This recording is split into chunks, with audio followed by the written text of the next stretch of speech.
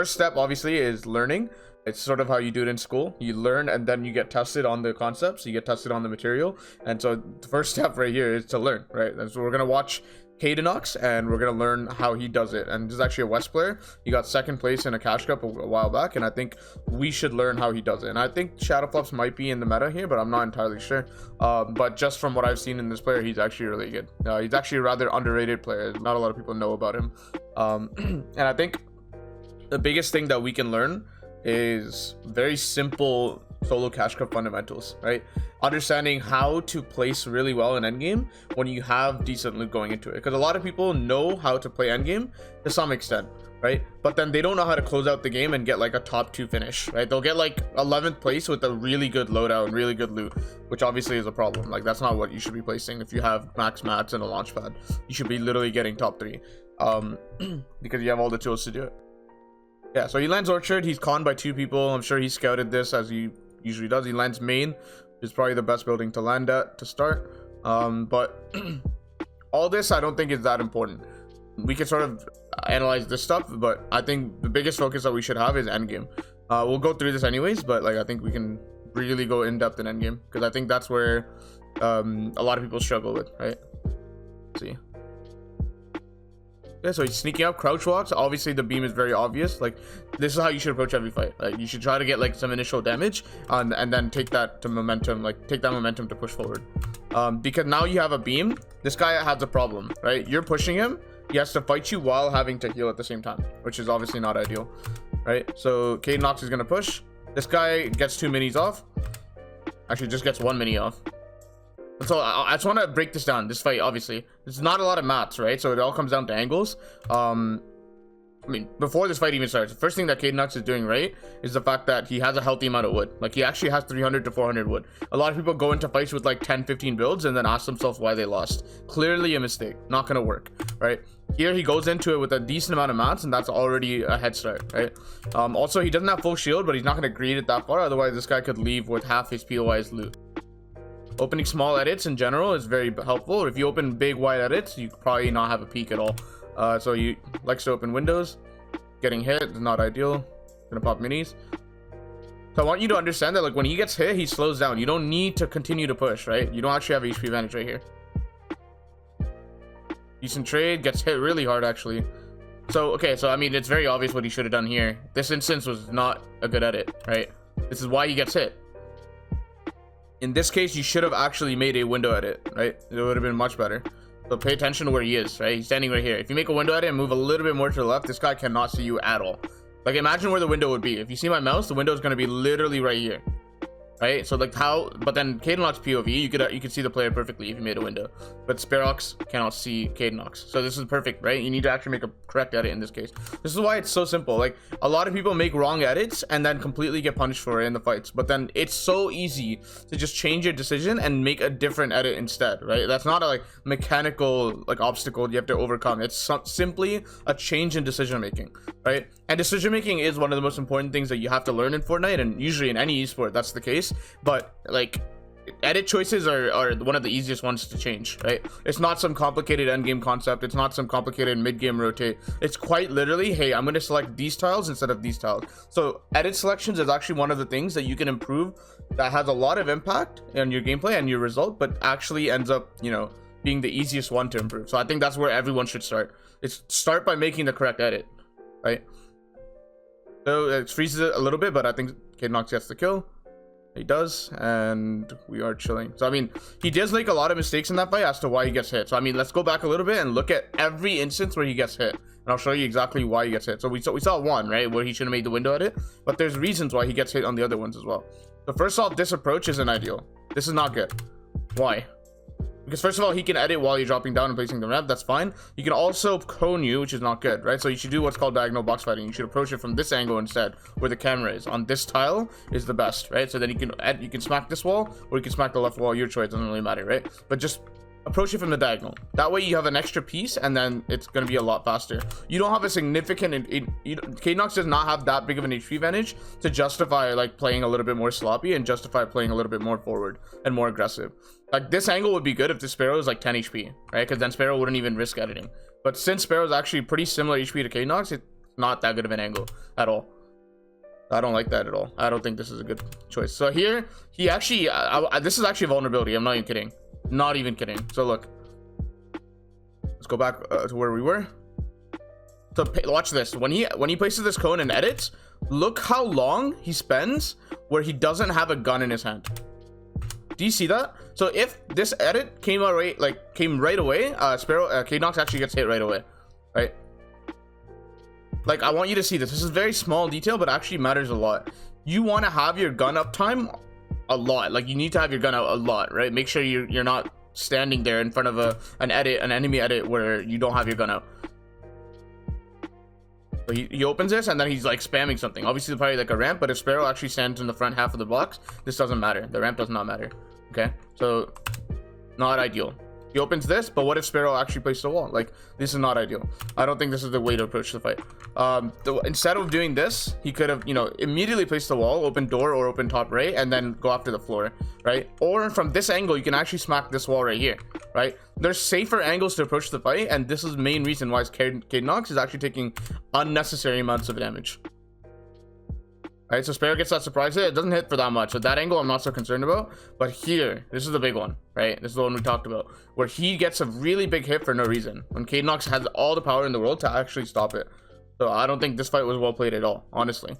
Chooses to box in wood when he has brick, and then takes an angle where Sparrow, if he was really aware, looks up, and you know K-Nox would be in trouble. But K-Nox does go for something. At least he decides to go for something instead of sitting still in a box. So I like that idea, right? Just in general, like edit choices and like what edit you decide to make is one of the most important decisions you can fix, genuinely, in Fortnite, right? Because it's not only the easiest one, it actually is really impactful in terms of your play, in terms of what results you get. Do you win this fight? Do you win this endgame?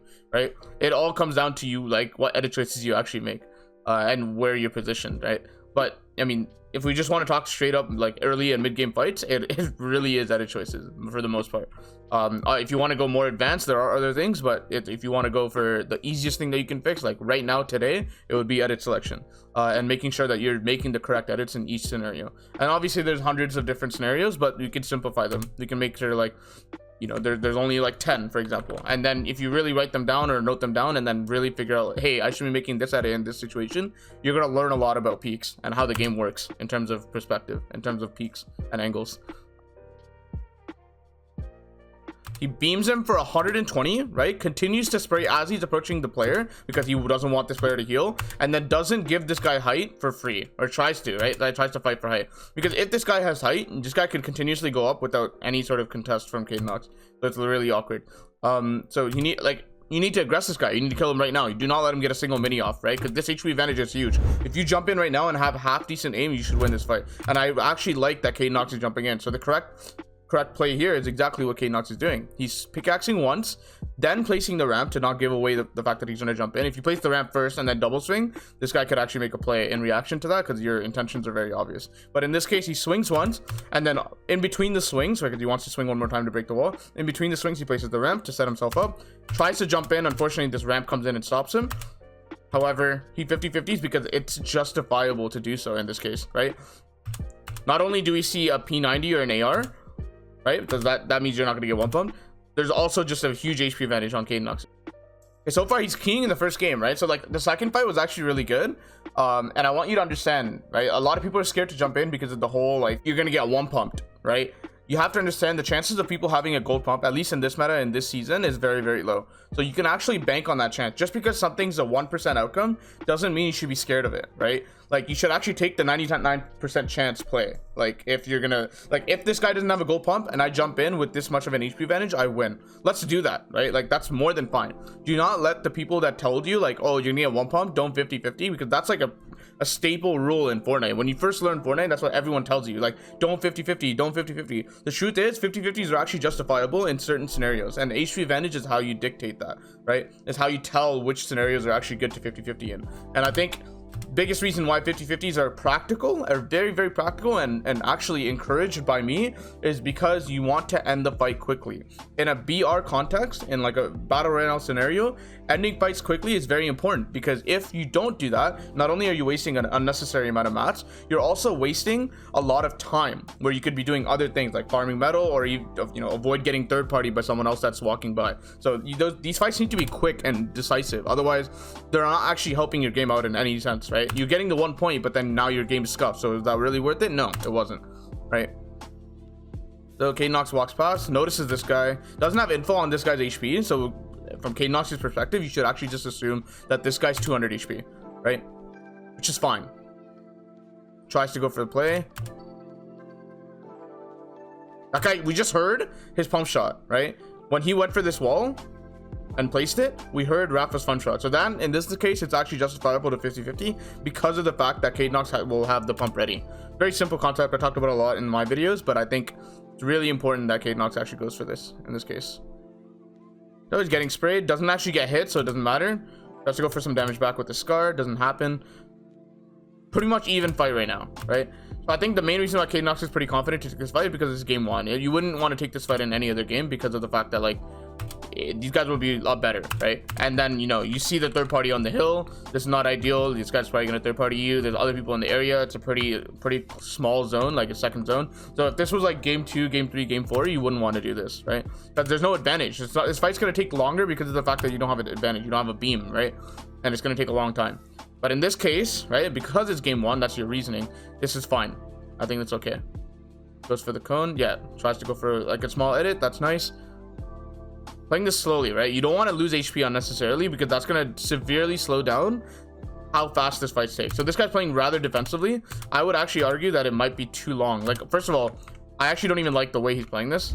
Right? Think about how exposed his sides are. If he gets beamed right now, he could actually lose this fight. Because if he gets beamed, then this guy starts aggressing. It's really awkward. And I want you to remember, there's a guy back here. Obviously, you can't see because of the trees, but if he walks up or someone else comes along and beams this guy on the side, it's really awkward. So whenever you're playing for like really slow angles like this, just block off your side. It literally takes 3 builds. Not kidding. Right? 1, 2, 3. And you can even add this 4th wall in and you're done, right? It really helps you because you have, then it makes you more patient, right? You can actually go for stuff really slowly if you want to, because you know for a fact that there's no one able to beam you on the side, right? So I want you to notice one thing, right? This Keen doesn't have this wall back here. So if Cadennox, you know, sprays through this, places the wall, and then like grabs the floor after with a double piece control strategy, you can actually kill this guy pretty easily. But I think Cadennox is pretty concerned with the fact that Keen might edit here. There we go, grabbed it, got the wall as well.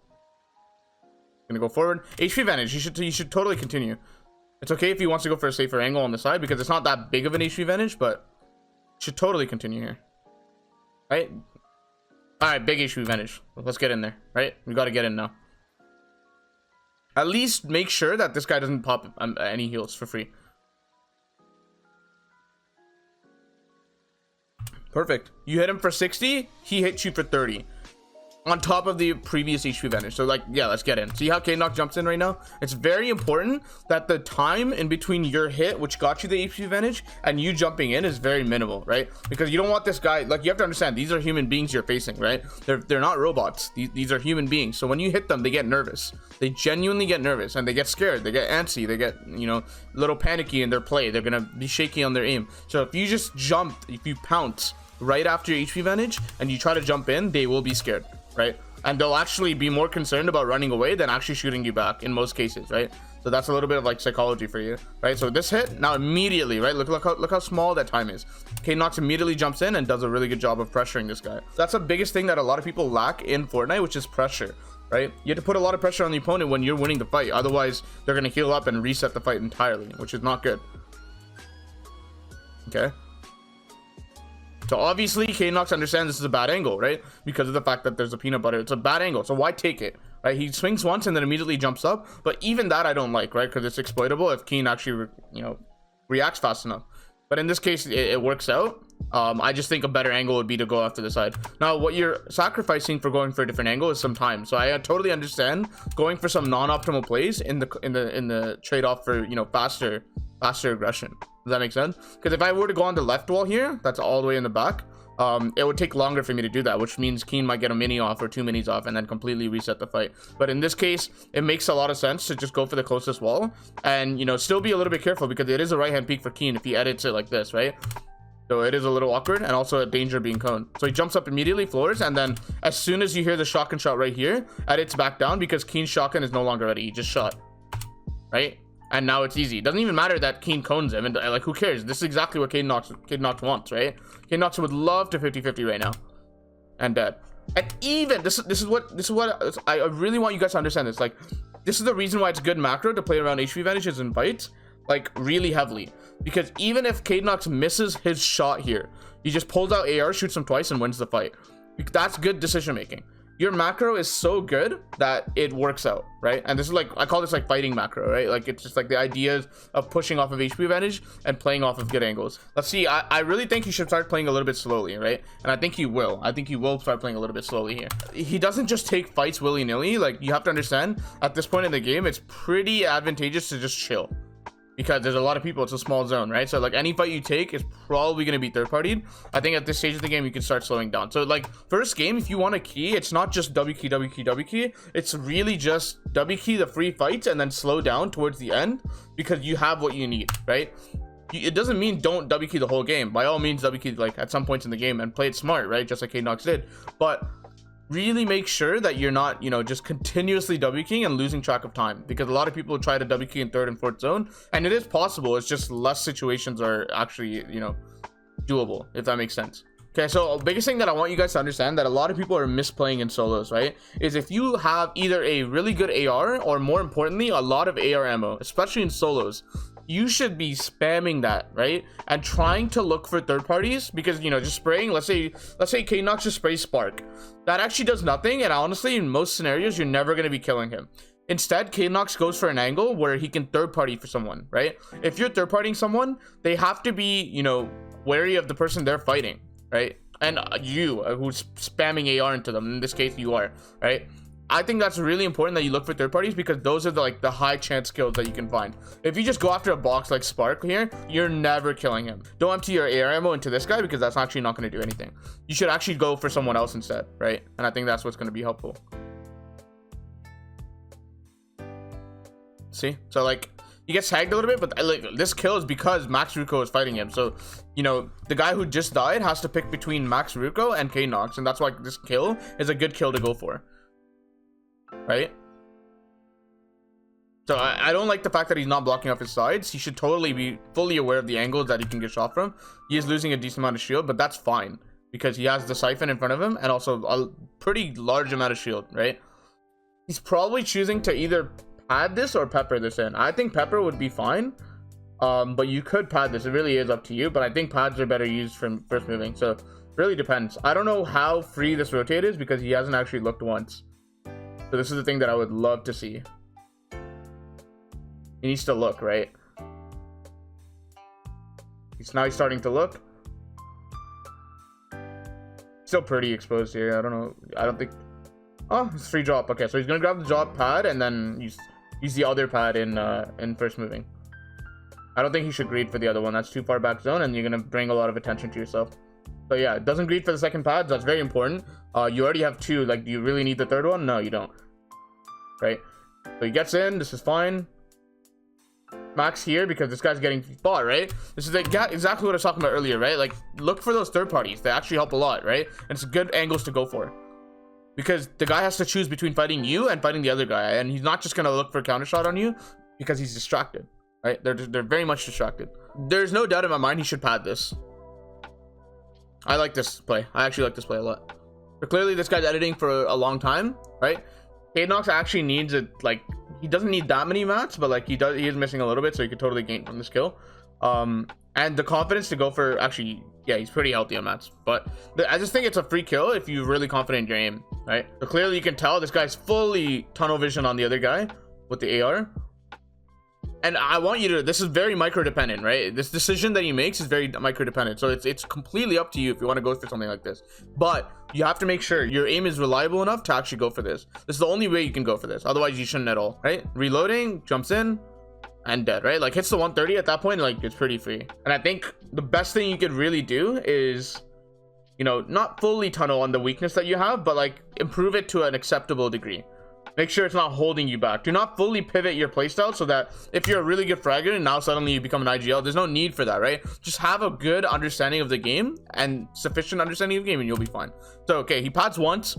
I think in this case, it's really obvious. You should just pad this, get in, because he actually gets really close to zone, so you shouldn't pad again here. You should get in and then just pad again. Really simple, right? Like, it's nothing crazy. A lot of AR ammo. He should look for targets. That guy's not in zone, so actually it makes a lot of sense to spray at him. Look for people that are popping minis. Anyone that's distracted. This guy's distracted, so he's looking for this. You just spray here. Nice. That's a really good angle. So like audio cues are very important here, right? So we can hear that this guy above Cadenox is actually spraying at someone, and using the replay we can actually see like what he's doing, right? Because we can see through the walls. So I just want to show you right here. He's spraying to the left, completely distracted, but obviously Cadenox gets this info because he can hear it. So at this point, smacking on this guy's wall makes a lot of sense because of the fact that he can't really hear your pickaxes, right? Because he's shooting and it's a distraction, right? This is why sometimes a lot of people in endgame, when they get to zone, they do too much shooting, right? You shouldn't just shoot over and over and over. You should shoot intentionally, right? Because if you just shoot over and over, someone like Cadenox can exploit you because you'll be distracted. I don't think that's gonna work. So you should just short pad here or pad here. Spicy chug, can't really get AS peppers, it doesn't really matter. Finds the spad, that is the most important item there. Good, he should land on the metal. He should be chilling. Go up one if you really want, doesn't really matter. Okay, good. Really good awareness actually to quickly react to the right. Really good awareness. I don't think you guys understand how important this is actually, because if he doesn't react this quickly, this game is over. I think he loses that fight because he doesn't have shotgun out, right? This guy spraying in, immediately reacts and holds. Doesn't try to edit, doesn't do anything fancy, just holds. Does he need something right now, guys? Does he need to go for a 50-50? No. The answer is no. He's in halfway through second moving with 5-2-5 in mats with 5 peppers and a spads, right? This is not a kill you go for because this guy's completely focused on you. Why would you completely handshake a fight where the guy's trying to kill you when you have everything you need, right? Instead, you can go for something where the guy's not looking at you at all, right? Like, why would you not prefer that? All right, goes for a shot to get him off of you, now gets HP advantage, and then it's fine. I do think the right window would have been better, but it works out. Right, takes the trade even though it's a left hand because of HP advantage, so I think that's fine, right? As long as you're reliable enough to hit your shot, I think that's okay to go for. You should really spend some mats here. Actually, goes up. So okay, let's talk about this right here. So peppers are really good when you're in the backstorm, right? Because you move so quickly, you can save a lot of mats by just zooming through everyone, right? You have to understand, like, there's a lot of space in front of him. Whereas if you pepper while standing here, you're not actually going to get much use out of it, right? You don't go forward that much. So sometimes when you have peppers, it's actually good to just wait, right? Let storm get ahead of you a little bit and then zoom through. But it's really important that if you're going to use this strategy, you understand how to cover your sides and understand who's focusing you. Right now, no one's focusing him. You can look forward, see there's no angle that someone can spray him from. This is like the biggest threat, honestly, because this wall can see him perfectly. Notice how the guy up here, he doesn't have an easy edit to look at Cadenox. Right, at all. The guy Tacit doesn't really have an easy edit, right? This wall edit, like, doesn't really matter. It can't really see Cadenox. The Cadenox goes up, sees the height's free in front of him, right? Jumps up and then looks up at height because he has a lot of mats. He totally deserves height in this game, right? He just needs to go and take it. Third party's height because they're very distracted. This is good. Notice how he's not wasting mats full boxing here. You don't need to block off your back. Like, who's shooting you, right? Like, really be intentional with the mats that you place, because even if you have 5-5-5, you should really be careful and not overbuild. Just like a habit. It's not like, oh, you should overbuild here and then not overbuild here. Like, it's just build a habit, right, of being very intentional where you're placing your builds. I really like the fact that he's trying to fight for height, though. That's very important. This piece right here is obviously underrated. So right here, when he goes through, he places this at it, because then Max Rucon can't edit through his brick wall and then box him in. Even if he gets boxed, he does own the floor, so that's good. But that's not a good habit to go into, thinking like, hey, I have the floor, I don't need to place this wall. Because what if Max Ruco edits, boxes you in, and then forces you to go down, and then there's someone like this guy right here, right? So that's not ideal. You don't want to be forced to go somewhere where you don't want to go. So just place the one extra bullet. It's literally one piece, so that you don't have to be forced to go down. Does that make sense? Honestly, a lot of people will watch this and be shocked, like, yo, like, I have better peaks than Cadenox. Why do I not place in solo cash grab? It's because the decisions that he makes makes a lot of sense, and the fights that he goes for makes a lot of sense, especially endgame. Right, and I want you to understand, like, he slows down after a certain point in third zone to stop fighting. Right here, he has a lot of mats. This is a good chop out angle. It's not that much, but I do think that he understands that height doesn't have a lot, so it's a good angle to go for, right? That height player has been the same since the spray down when he griefed him. Nox now has height, farms the trees. This is a pretty easy 1v1v1 scenario where you just third party.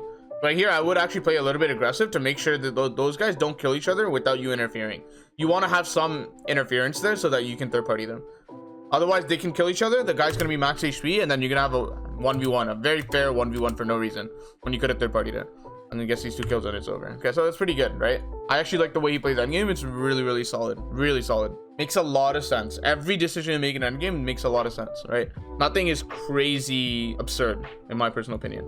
So he basically, I'm sure you've seen this graph that I posted on Twitter before, right? This one right here. I'm sure you've seen this before, and if you want to like see it in more detail, it's in the description. But just really pay attention, right? The deaths that you get in early game and end game don't matter that much, right? Because you pretty much got the points for the time ratio pretty accurate, right? But if you die in mid game, it's really, really bad. It's really bad to die in mid game because of the fact that, like, you've just spent 10 minutes to get 0 points. That's not ideal for your tournament, because now that's 10 minutes where everyone else got ahead on the leaderboard, but you didn't get any points. Whereas the dying off spawn, spending 2 minutes to die off spawn means nothing. It really doesn't matter. A lot of people get tilted over that reason, but they really shouldn't be if you look at it like logically, right? If you just think about it logically, it doesn't make a lot of sense as to why you should be tilted. There's no reason, right? As long as you're not dying off spawn 4 times in a row, you should be fine. The tournament is not thrown at all.